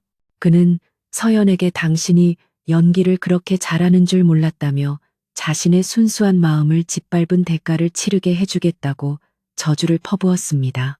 서연은 태무의 눈에서 자신을 향한 신뢰가 완전히 무너져 내린 것을 확인하고 가슴이 찢어지는 듯한 고통을 느꼈습니다. 그녀가 사랑했던 남자는 온데간데 없고 다시 잔혹한 폭군으로 돌아온 태무의 모습은 그녀를 절망의 나락으로 떨어뜨렸습니다. 서연은 그가 자신을 믿지 못한다면 더 이상 이 결혼 생활을 유지하는 것이 무의미하다는 것을 깨달았습니다. 태무는 서연을 밀쳐내고 소파에 주저앉아 독한 위스키를 병째 들이키며 고통을 사겼습니다. 그는 자신이 서연에게 속았다는 사실보다 그녀를 사랑하게 되어버린 자신의 마음을 도려내고 싶은 심정이었습니다. 서연은 바닥에 주저앉아 흐느끼다가 천천히 몸을 일으켜 세웠고 눈물을 닦으며 결연한 표정을 지었습니다. 그녀는 태무에게 다가가 떨리는 손으로 네 번째 손가락에 끼워져 있던 결혼 반지를 뺐고 목에 걸고 있던 문제의 은목걸이마저 풀어 탁자 위에 올려놓았습니다. 이것은 그녀가 태무에게 줄 수 있는 마지막 자존심이자 그와의 인연을 끊겠다는 무언의 선언이었습니다. 서연은 쉰 목소리로 당신이 믿고 싶은 대로 믿으라며 하지만 자신은 단 한 번도 당신을 기만한 적이 없다고 마지막 진심을 전했습니다. 그리고 당신의 곁에 있는 것이 당신을 괴롭게 한다면 떠나주겠다며 뒤도 돌아보지 않고 침실로 올라가 짐을 싸기 시작했습니다. 태무는 서연의 행동에 당황했지만 자존심 때문에 그녀를 붙잡지 않았고 오히려 잘 됐다고 소리치며 자신의 상처를 감추려 했습니다. 그는 서연이 나가면 다시는 찾지 않겠다고 다짐했지만 탁자 위에 놓인 목걸이를 보자 심장이 찢겨 나가는 듯한 통증을 느꼈습니다. 잠시 후 서연은 작은 트렁크 하나만 든 채 현관문 앞에 섰고 집사와 사용인들은 안타까운 표정으로 그녀를 배웅했습니다. 밖에는 억수 같은 비가 쏟아지고 있었지만 서연은 우산도 없이 빗속으로 걸어나갔고 차가운 빗방울이 그녀의 뜨거운 눈물을 씻어내렸습니다. 그녀는 갈 곳도 없고 돈도 없었지만 태무의 경멸 어린 시선을 받으며 그 집에 머무는 것보다는 차라리 길거리에서 얼어 죽는 것이 낫다고 생각했습니다. 택시조차 잡히지 않는 한남동 언덕길을 내려가며 서연은 15년 전 그날처럼 다시 혼자가 되었음을 뼈저리게 실감했습니다. 태무는 창가에 서서 멀어지는 서연의 뒷모습을 바라보며 미친 듯이 유리창을 주먹으로 내리쳤고 유리가 깨지며 손에서 피가 흘렀지만 육체적 고통은 느껴지지 않았습니다. 그는 자신이 지금 큰 실수를 하고 있다는 것을 본능적으로 알고 있었지만 의심이라는 괴물이 그의 발목을 잡고 놓아주지 않았습니다. 비서실장이 들어와 태무의 손을 치료하려 했지만 그는 고함을 지르며 모두 나가라고 명령했고 넓은 저택에는 다시금 무거운 침묵만이 감돌았습니다. 태무는 바닥에 떨어진 서연의 녹음기를 다시 재생했지만 이번에는 그 목소리가 왠지 낯설고 기계적으로 들리기 시작했습니다. 한편 최 이사는 태무와 서연이 결별했다는 보고를 받고 쾌재를 부르며 승리의 샴페인을 터뜨렸습니다. 그녀는 이제 태무가 정신적으로 무너져 내릴 일만 남았다고 판단하고 주주총회를 소집하여 그를 해임할 계획을 세웠습니다. 하지만 그녀는 단순히 두 사람을 갈라놓는 것만으로는 만족하지 못했고 후환을 없애기 위해 서연을 영원히 처리해야 한다고 생각했습니다. 최 이사는 부하들에게 연락하여 홀로 집을 나온 서연을 납치하라는 잔인한 지시를 내렸고 어둠 속에 숨어있던 검은 그림자들이 서연의 뒤를 쫓기 시작했습니다. 비에 젖은 채 정처 없이 걷던 서연은 으슥한 골목길에 들어서서야 뒤따라오는 수상한 인기척을 느꼈습니다.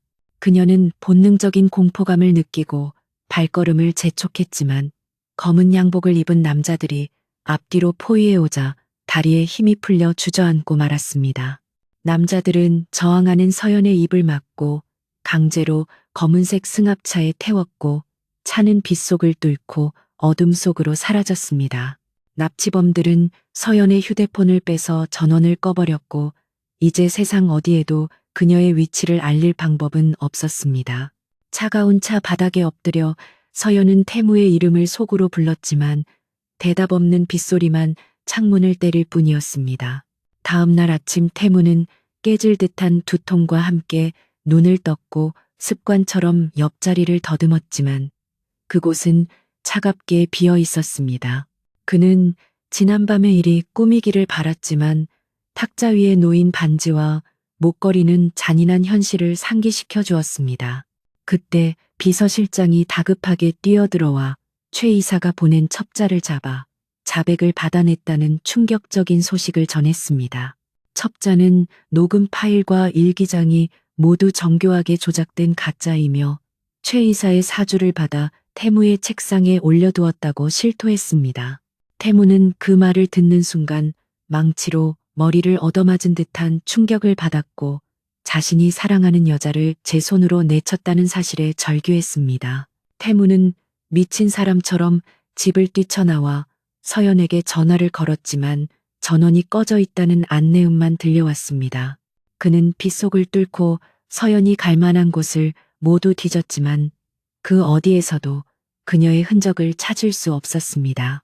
불길한 예감이 그를 엄습했고 곧이어 최 이사로부터 발신번호 표시 제한 전화가 걸려왔습니다. 전화기 너머에서는 서연의 고통스러운 신음소리와 함께 경영권을 포기하고 해외로 떠나라는 최 이사의 협박이 들려왔습니다. 태무는 휴대폰을 부서질 듯 움켜쥐며 이를 갈았고 그의 눈에는 더 이상 눈물이 아닌 시뻘건 복수의 화염이 타오르기 시작했습니다. 최 이사의 협박 전화가 끊어지자마자 태무는 핸드폰을 바닥에 내던져 산산조각을 냈고 그의 이성은 분노라는 불길 속에 완전히 잠식되어 버렸습니다.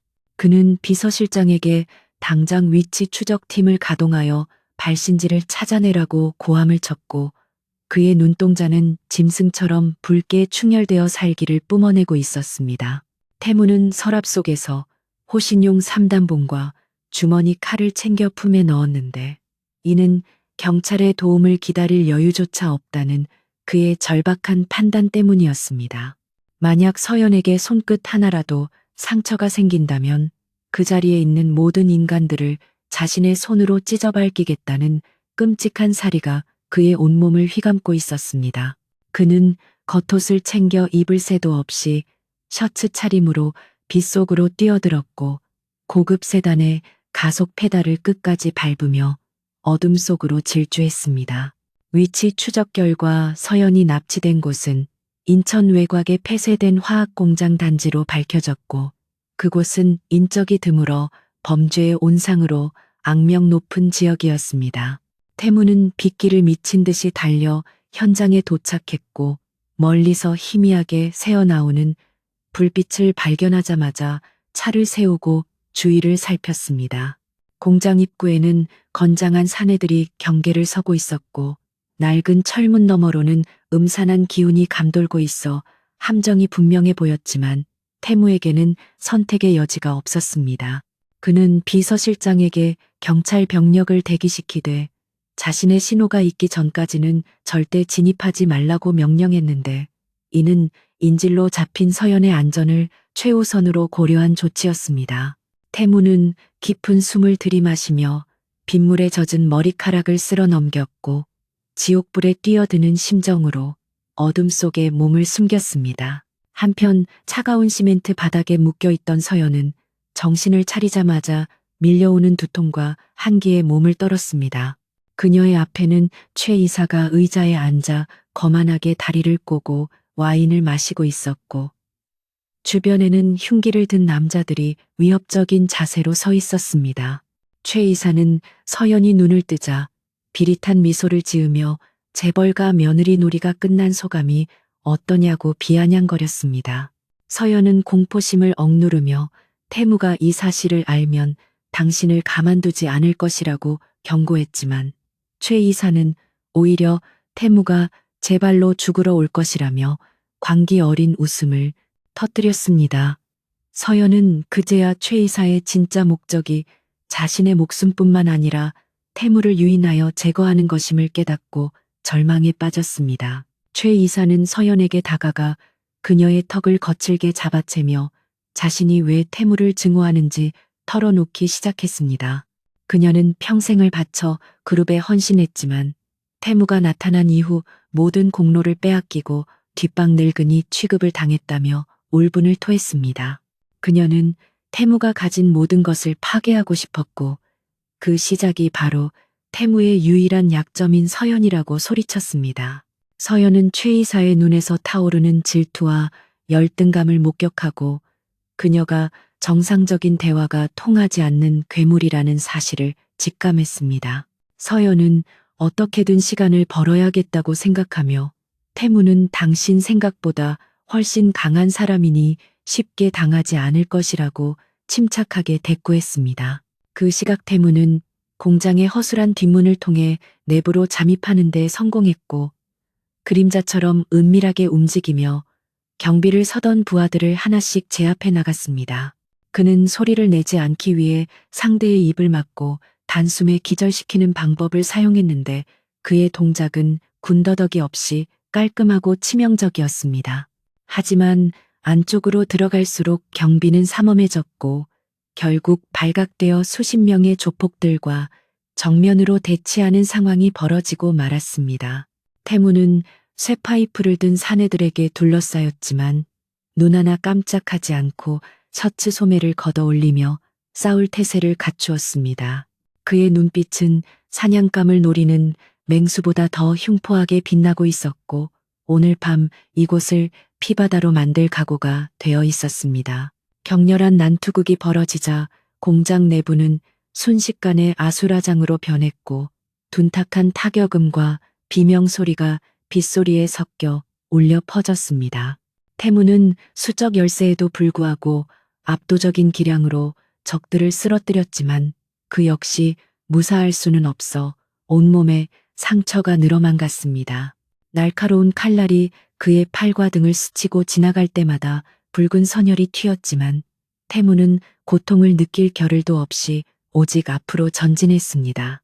그는 쓰러진 적의 무기를 빼앗아 휘두르며 마치 불사신처럼 다시 일어나 달려들었고 그 기세에 질린 조폭들이 뒷걸음질 칠 정도였습니다. 태무의 머릿속에는 오직 서연을 구해야 한다는 일념 하나만이 존재했고 그 집념이 그를 한계 이상의 초인적인 상태로 이끌고 있었습니다. 공장 중심부에서 들려오는 소란스러운 소리에 최 이사는 미간을 찌푸리며 부하들에게 상황을 확인하라고 지시했습니다. 곧이어 피투성이가 된 부하 하나가 뛰어들어와 강태무가 단신으로 뚫고 들어오고 있다는 믿기 힘든 보고를 올렸습니다.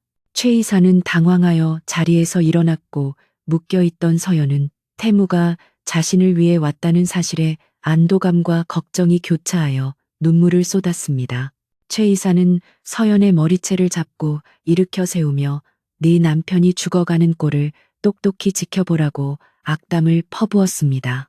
그녀는 남은 부하들에게 태무가 들어오는 즉시 죽여버리라고 명령했고 권총을 꺼내 서연의 관자놀이에 겨누며 최후의 인질극을 준비했습니다. 마침내 육중한 철문이 굉음과 함께 열리고 피로 얼룩진 셔츠를 입은 태무가 비틀거리며 모습을 드러냈습니다. 그의 얼굴은 멍과 상처로 엉망이었고 한쪽 팔에서는 피가 줄줄 흐르고 있었지만 눈빛만은 형형하게 살아있어 보는 이를 압도했습니다. 태무는 서연이 무사한 것을 확인하자 안도의 한숨을 내쉬었지만 그녀의 머리에 겨누어진 총구를 보고는 그 자리에 얼어붙었습니다. 서연은 태무의 처참한 몰골을 보고 오열하며 제발 돌아가라고 소리쳤지만 태무는 고개를 저으며 천천히 최 이사를 향해 걸어갔습니다.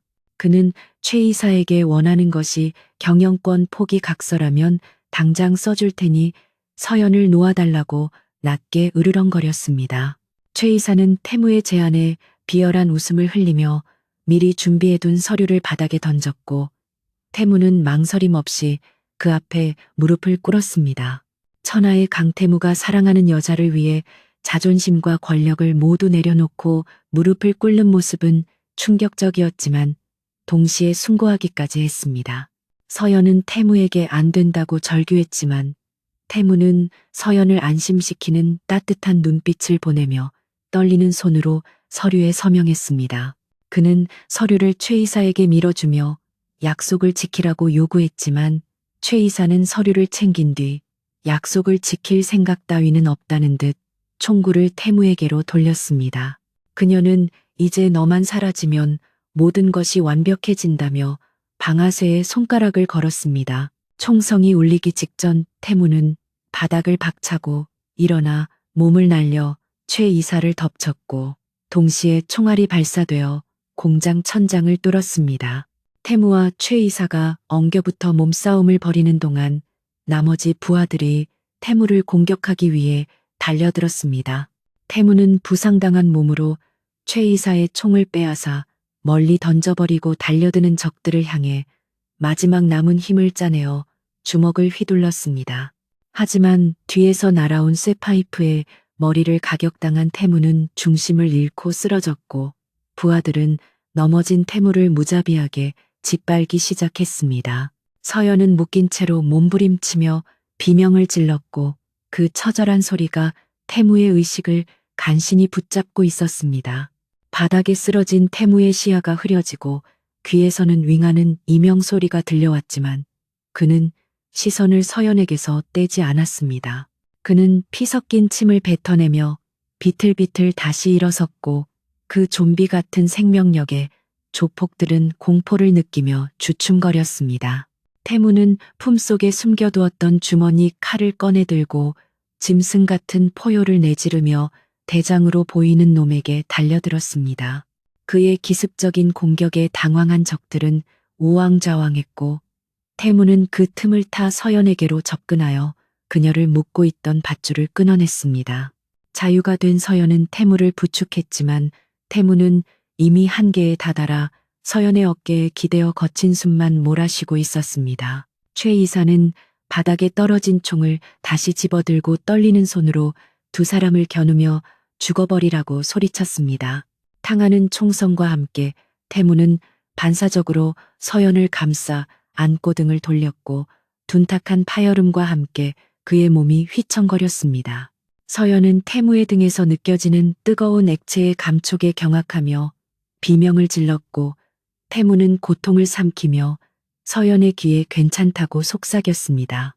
바로 그때 공장 문이 부서지며 경찰 특공대와 비서실장이 이끄는 경호팀이 들이닥쳤고 현장은 순식간에 진압되었습니다. 경찰들은 최 의사와 조폭들을 체포했고 최 의사는 끌려나가면서도 끝까지 태무를 저주하며 발악했습니다. 상황이 정리되고 고요해진 공장 안에서 서연은 바닥에 쓰러진 태무를 끌어안고 하염없이 눈물을 흘렸습니다. 태무의 등에서는 피가 멈추지 않고 흘러나와 서연의 옷을 붉게 물들였고 그의 얼굴은 핏기 하나 없이 창백했습니다. 태무는 희미해져 가는 의식 속에서도 떨리는 손을 들어 서연의 얼굴에 묻은 먼지를 닦아주려 애썼습니다. 그는 힘겨운 목소리로 늦게 와서 미안하다고 그리고 다시는 너를 의심하지 않겠다고 말하며 옅은 미소를 지었습니다. 서연은 고개를 저으며 제발 눈을 감지 말라고 애원했지만 태무의 손은 힘없이 바닥으로 뚝 떨어지고 말았습니다. 구급대원들이 달려와 태무에게 응급조치를 취하고 들것에 실어 구급차로 옮기는 동안 서연은 그의 손을 놓지 않고 곁을 지켰습니다. 산소 마스크를 쓴 태무의 모습은 너무나 위태로워 보였고 서연은 그가 이대로 영영 떠날까봐 두려워 심장이 멈출 것만 같았습니다. 구급차가 요란한 사이렌 소리를 울리며 병원으로 출발했고 서연은 피투성이가 된 태무의 손을 잡고 제발 살아만 달라고 신에게 기도했습니다. 그녀는 이제야 깨달았습니다. 태무가 자신에게 보여준 것은 단순한 집착이 아니라 목숨보다 깊은 사랑이었음을 말입니다. 그리고 그녀 역시 그를 뼈저리게 사랑하고 있다는 사실을 부정할 수 없게 되었습니다. 병원 응급실 앞 복도는 긴박하게 움직이는 의료진들과 태무의 소식을 듣고 달려온 회사 임원들로 북새통을 이루었습니다. 서연은 수술실 앞 의자에 멍하니 앉아 빨간색 수술 중 램프만 뚫어지게 바라보았는데 그녀의 흰 원피스는 태무의 피로 붉게 얼룩져 있어 보는 이들을 안타깝게 했습니다. 비서실장이 다가와 서연에게 따뜻한 차를 건네며 회장님은 강한 분이시니 분명 이겨내실 거라고 위로했지만 서연의 귀에는 아무것도 들리지 않았습니다. 그녀의 머릿속에는 오직 태무가 총에 맞으면서도 자신을 안심시키려 했던 그 마지막 표정만이 선명하게 각인되어 있었습니다. 시간이 흐를수록 초조함은 극에 달했고 서연은 태무가 없는 세상은 상상조차 할 수 없다는 절망감에 휩싸였습니다. 수술은 예정된 시간을 훌쩍 넘겨 새벽까지 이어졌고 기다리는 사람들의 피로는 한계에 다다랐습니다. 마침내 수술실 문이 열리고 지친 기색이 역력한 집도이가 나오자 서연은 벌떡 일어나 그에게 달려갔습니다. 의사는 다행히 총알이 급소를 피해 생명에는 지장이 없지만 과다출혈로 인해 당분간 절대 안정이 필요하다고 설명했습니다. 그 말을 들은 서연은 다리에 힘이 풀려 주저앉았고 참았던 눈물이 본물 터지듯 쏟아져 나왔습니다. 그것은 슬픔의 눈물이 아니라 태무가 살아서 곁에 있어 준다는 사실에 대한 벅찬 감사의 눈물이었습니다. 태무는 중환자실로 옮겨졌고 면회가 허용되자 서연은 떨리는 마음으로 그에게 다가갔습니다. 수많은 기계장치와 링거줄에 연결된 채 누워있는 태무는 너무나 야위고 약해 보였지만 서연에게는 세상에서 가장 소중한 존재였습니다. 서연은 태무의 차가운 손을 자신의 뺨에 대고 하염없이 속삭였습니다. 당신이 깨어나면 내가 당신을 얼마나 사랑하는지 1000번이고 1000번이고 말해주겠다고. 그리고 평생 당신의 곁에서 갚을 수 없는 사랑을 돌려주겠다고 맹세했습니다. 창밖으로는 긴 밤이 지나고 새로운 아침 해가 떠오르고 있었는데 그 빛은 두 사람에게 찾아올 새로운 시작을 축복하는 듯 따뜻하게 병실을 비추었습니다. 며칠 뒤 태무가 의식을 되찾았다는 소식이 전해지자 서연은 한 걸음에 병실로 달려갔습니다. 눈을 뜬 태무는 아직 몽롱한 상태였지만 서연을 보자마자 본능적으로 미소를 지으려 했었습니다. 서연은 태무의 품에 안겨 어린아이처럼 엉엉 울었고 태무는 링거 꽂힌 손을 들어 그녀의 등을 부드럽게 토닥여 주었습니다. 그는 갈라진 목소리로 울지 말라고 말하며 나는 네가 있는 한 절대 죽지 않는다고 농담을 건넸습니다. 두 사람은 서로의 온기를 느끼며 살아있음을 감사했고 그 어떤 시련도 이제는 두 사람을 갈라놓을 수 없음을 확신했습니다. 최 이사의 체포 소식은 대한민국 전역을 뒤흔드는 뉴스가 되었고 그녀가 저지른 납치 교사와 살인 미수 혐의는 법의 엄중한 심판을 피할 수 없었습니다. 검찰 조사 과정에서 그녀가 지난 수십 년간 저질러온 횡령과 주가 조작 그리고 경쟁사와의 불법적인 결탁 사실이 고구마 줄기처럼 줄줄이 엮여나오며 KD그룹 내의 썩은 환부가 완전히 도련해지는 계기가 되었습니다. 태무는 병상에 누워있는 동안에도 비서실장을 통해 그룹 내부에 대대적인 정화 작업을 지시했고 최 이사의 추종 세력을 모조리 축출하여 회사를 투명하고 깨끗한 조직으로 탈바꿈시켰습니다. 언론은 아내를 구하기 위해 목숨을 걸고 불길 속으로 뛰어든 재벌 회장의 수뇌부를 연일 대서특필했고 태무와 서연의 이야기는 국민적인 감동 드라마가 되어 그룹의 이미지 또한 전례 없이 상승했습니다. 태무가 퇴원하던 날 병원 앞은 수많은 취재진과 그를 응원하는 인파로 인산인해를 이루었지만 그는 오직 서연의 손을 꼭 잡고 환한 미소로 화답할 뿐이었습니다. 집으로 돌아온 두 사람은 예전처럼 각방을 쓰거나 서로를 경계하는 긴장감 없이 한 침대에서 서로의 온기를 느끼며 잠들고 눈뜨는 평범하고 행복한 일상을 시작했습니다. 태무는 재활 치료를 받는 동안 회사 일을 잠시 내려놓고 온전히 서연과의 시간에 집중했는데 이는 워커홀릭이었던 그에게서는 상상할 수 없는 변화였습니다. 그는 서연과 함께 요리를 하고 정원을 가꾸며 그동안 누리지 못했던 소소한 행복들을 하나씩 채워나갔고 차가웠던 저택에는 웃음소리가 끊이지 않게 되었습니다. 어느 늦은 오후 태무는 서재에서 낡은 서류 봉투 하나를 꺼내 서연에게 건넸는데 그것은 두 사람을 올가매던 결혼 계약서였습니다. 서연이 의아한 표정으로 그를 바라보자 태무는 망설임 없이 계약서를 반으로 찢어 쓰레기통에 버리며 이제 우리 사이에 더 이상 갑과 을은 존재하지 않는다고 선언했습니다. 그는 서연에게 당신은 빚을 갚기 위한 인질도 아니고 나를 구했던 과거의 은인으로만 남을 사람도 아니라고 말하며 오직 나의 아내이자 사랑하는 여인으로 곁에 있어 달라고 고백했습니다. 서연은 태무의 진심 어린 말에 눈시울을 붉히며 고개를 끄덕였고 두 사람은 계약이 아닌 진정한 사랑으로 맺어진 부부로서 새로운 시작을 약속했습니다. 시간이 흘러 태무의 건강이 완전히 회복되자 서연은 다시 회사로 복귀하여 기획팀 본부장으로서의 역량을 마음껏 발휘하기 시작했습니다. 그녀는 낙하산이라는 오명을 실력으로 완전히 씻어냈을 뿐만 아니라 직원들의 고충을 세심하게 살피는 따뜻한 리더십으로 존경받는 임원이 되었습니다. 태무 역시 독단적이고 냉철했던 과거의 경영 방식에서 벗어나 소통과 화합을 중시하는 경영자로 거듭났고 서연의 조언에 귀를 기울이며 함께 그룹을 이끌어 나갔습니다.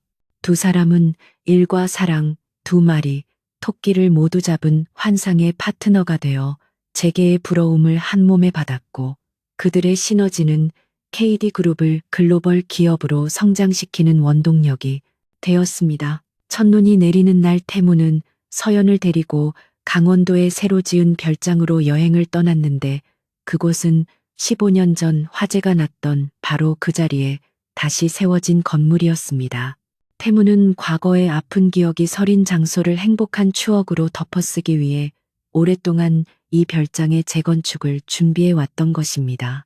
눈 덮인 별장은 마치 동화 속의 성처럼 아름다웠고 거실 벽난로에는 따뜻한 불꽃이 타오르고 있었습니다. 두 사람은 창밖으로 내리는 눈을 바라보며 와인잔을 기울였고 15년 전에 그날처럼 불길이 아닌 따뜻한 온기 속에서 서로를 마주 보았습니다. 태무는 서연에게 그때 나를 살려줘서 고맙다고, 그리고 다시 내 앞에 나타나줘서 더욱 고맙다고 속삭였습니다. 분위기가 무르익자 태무는 자리에서 일어나 서연의 앞으로 다가와 한쪽 무릎을 꿇고 주머니에서 작은 벨벳 상자를 꺼냈습니다. 상자 안에는 서연이 억지로 끼웠던 차가운 계약 반지가 아닌 그녀의 탄생석이 밝힌 세상에 하나뿐인 반지가 영롱하게 빛나고 있었습니다. 태무는 떨리는 목소리로 강제적인 결혼이 아닌 당신의 의지로 나를 다시 선택해 줄 수 있냐고 물으며 정식으로 프러포즈했습니다. 서연은 환하게 웃으며 태무의 목을 끌어안았고 당연히 그러겠다고 대답하며 그의 입술에 입을 맞추었습니다.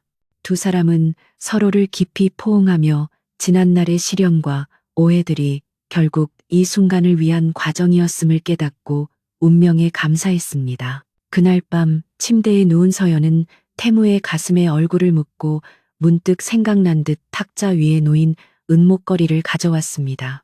그녀는 태무에게 이 목걸이가 없었다면 우리가 서로를 알아보지 못하고 영영 엇갈렸을지도 모른다고 말하며 목걸이를 소중하게 어루만졌습니다. 태무는 서연의 손을 감싸쥐며 설령 목걸이가 없었더라도 나는 결국 당신을 사랑하게 되었을 것이라고 단호하게 말했습니다. 과거의 인연이 우리를 다시 만나게 해준 계기였을지는 몰라도 지금 내가 사랑하는 사람은 과거의 소녀가 아닌 현재 내 눈앞에 있는 한서연 당신 자체이기 때문이라고 덧붙였습니다. 서연은 그 말에 감동하여 태무의 품으로 더욱 깊이 파고들었고 태무는 그녀를 부서질 듯 안아주었습니다. 다음 날 아침 밝은 햇살이 침실 창가로 쏟아져 들어와 두 사람의 얼굴을 비추었고 서연은 태무의 품에서 눈을 떴습니다. 잠든 태무의 얼굴은 세상 그 누구보다 평온해 보였고 서연은 조심스럽게 그의 이마에 입을 맞추며 사랑한다고 속삭였습니다. 태무는 잠결에도 미소를 지으며 서연을 끌어당겨 품에 안았고 두 사람은 아침 햇살 속에서 행복한 뒹굴거림을 만끽했습니다. 창밖에는 눈이 그치고 파란 하늘이 펼쳐져 있었으며 그들의 앞날 또한 저 하늘처럼 맑고 투명할 것임을 예고하고 있었습니다. 몇 년 후 태무와 서연 사이에는 두 사람을 쏙 빼닮은 사랑스러운 딸이 태어났고 저택의 정원은 아이의 웃음소리로 가득 찼습니다. 태무는 밖에서는 카리스마 넘치는 회장이었지만 집에서는 딸바보 아빠가 되어 서연과 아이를 위해서라면 무엇이든 하는 가정적인 남편이 되었습니다. 주말이면 세 식구가 함께 소풍을 가거나 봉사활동을 다니며 사랑을 나누는 삶을 실천했고 그들의 모습은 진정한 행복이 무엇인지를 보여주는 귀감이 되었습니다. 서연은 가끔 15년 전의 악몽을 꾸기도 했지만 눈을 뜨면 언제나 곁을 지키고 있는 태무가 있어 더 이상 무섭지 않았습니다. 어느 날 밤 태무와 서연은 테라스에 앉아 밤하늘의 별을 바라보며 지난 날들을 회상했습니다. 지옥 같았던 첫 만남과 서로에게 상처를 주었던 오해의 시간들, 그리고 죽음의 문턱까지 갔던 위기의 순간들이 주마등처럼 스쳐 지나갔습니다. 태무는 서연의 어깨를 감싸며 당신을 만나기 전에 내 삶은 흑백영화 같았지만 지금은 총천연색으로 빛나고 있다고 말했습니다. 서연은 태무의 손을 잡고 우리는 서로에게 구원이었고 앞으로도 영원히 그럴 것이라고 대답했습니다. 잔혹한 보스에게 강제로 시집간 그녀가 흘린 눈물은 이제 보석처럼 빛나는 행복의 결정체가 되어 그들의 삶을 아름답게 수놓았습니다. 두 사람은 서로를 바라보며 깊은 입맞춤을 나누었고 그들의 뒤로 밤하늘을 수놓는 불꽃놀이가 화려하게 터졌습니다. 그것은 마치 그들의 사랑을 축복하는 축포와도 같았고 두 사람의 맞잡은 손은 영원히 놓지 않을 것처럼 단단하게 얽혀 있었습니다. 서연이 떨어뜨린 목걸이로 시작된 이 기적 같은 사랑, 이야기는 억겁의 시간이 흘러도 변치 않을 전설이 되어 그들의 가슴 속에 영원히 남을 것입니다. 태무는 서연을 향해 따뜻한 미소를 지으며 나지막이 속삭였습니다. 사랑해, 내 운명. 서연 역시 환한 미소로 화답하며 그의 품에 안겼고 두 사람의 그림자는 달빛 아래 하나가 되었습니다.